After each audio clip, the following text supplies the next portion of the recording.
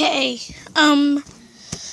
so this is my first recording using Mobizen, which one of my friends suggested to me, and I'm going to be reacting to a video. Oopsie. Hello there, Ray here. Okay.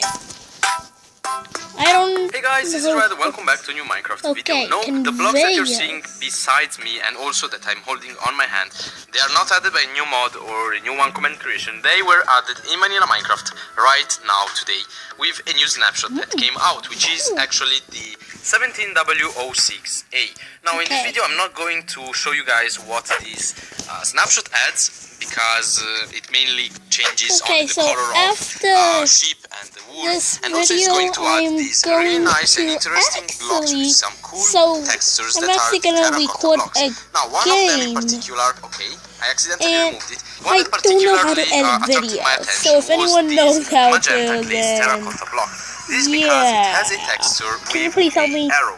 Now we can place these blocks depending, like command blocks, depending on the direction that we are looking at when placing these blocks, and they will show the texture facing a different direction. Using this simple method, I said that I can create some really simple working conveyor belts in Vanilla Minecraft. And the way we create them is, of course, by creating a path using these arrows here.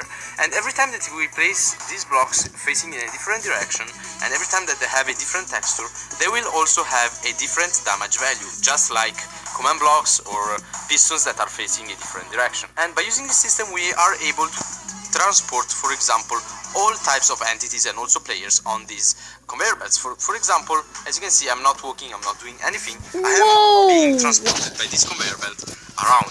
Also, you can apply the same effect to items and, for example, all types of entities. So it can be mobs and also armor stands. If we place them down on these blocks, you can see that they are going to be transported around.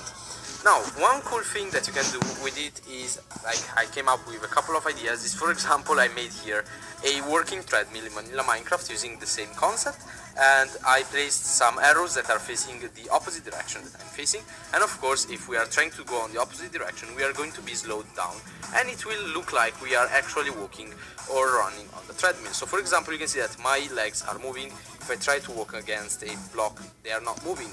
So yeah, we will have this really cool and nice effect. Now, I know this treadmill is not really detailed, but I came up with the design really quickly for this video. One other thing is that we can use it, of course, to transport items and also to transport mobs, because it works also on mobs, and I can prove it using, for example, a sheep. And let's see if we can get a colored one, so I can show you guys that they will also have a different, more vivid color on them. Well, you can see it on the white ones. You can kind of transport them if they don't try to move away from the conveyor belt.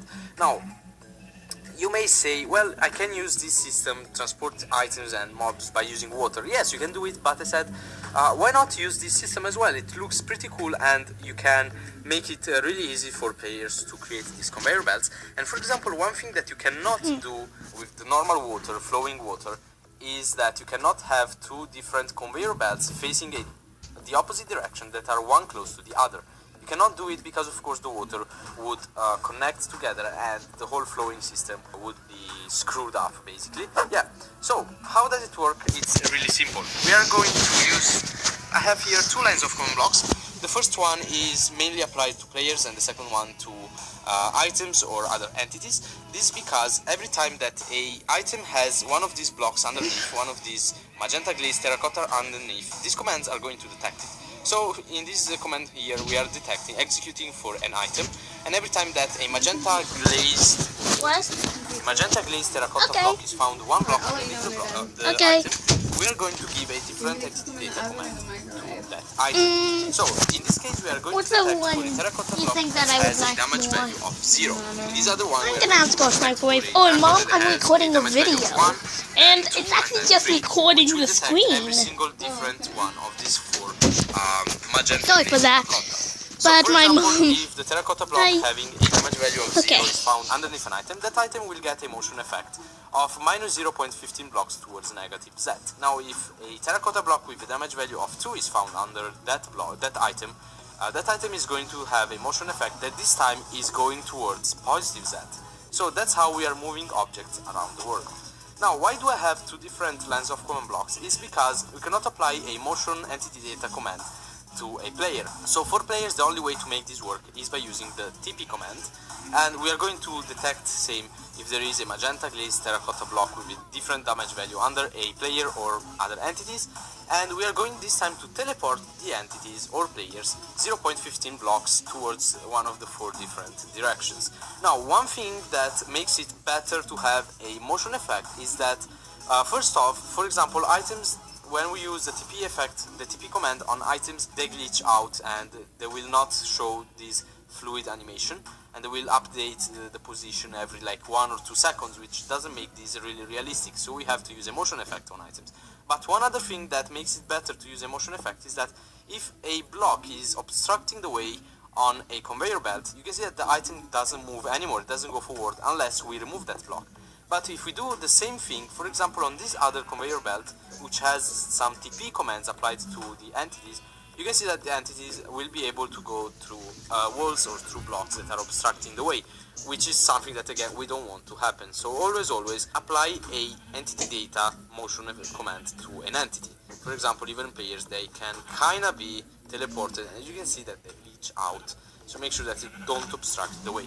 But that was it about today's command creation, guys. It's a really simple one. You can find all the commands that I use in this video in the video description. You'll be forwarded to my webpage where everything will be posted. So as always, I want to thank you all guys for watching this video. If you did enjoy this command creation, don't forget to drop a like and subscribe to the channel if you're new. And I guess that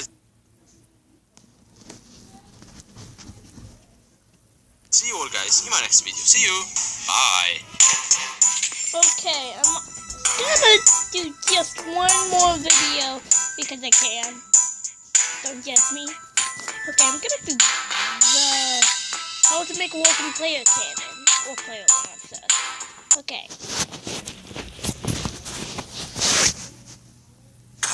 Whoa! Whoa! Hey guys, this is Red and welcome back to a new Minecraft video. Today, as you can see behind me, I have a really old friend that I used for one of my first command tutorials that I did on this channel. And yes, it's right, this is the cannon in vanilla Minecraft. But in today's video, I'm not going to show you guys how you can remake this in a newer version of Minecraft. That is not the point of the video. As you can see from the title of the video, today I have improved this cannon and I made it work on players as well. Now, for this one I used a new feature that was introduced in Minecraft 1.9. This means that it will work from Minecraft 1.9 version and also in the newer versions that came out after Minecraft 1.9. Oh my god. So for example, as you can see, now today I am in Minecraft 1.11.2 and it works as well. And let me guys demonstrate you that it works. So as you can see here, I have a really nice cannon, and if I stand in front of it right here, and if I try to jump, look at what happens. Okay, now that I saw that, as you can see, it launched me in the air really, really my little fast, creep exploding is bad. Really, really far from it. Now, a really cool thing about this cannon is that it is 100%. Oops. You know what? I'm gonna end the video here. The power of this cannon is 100% customizable, meaning that you can this is gonna be the end, so I'm gonna have to say even I don't know, maybe thousands of blocks away. I didn't try it because it would make my word lag a lot. But you guys, if you have really powerful beasts computers, you can try it as well. I'm not gonna do it. Okay. I guess that this is it. Okay. Bye.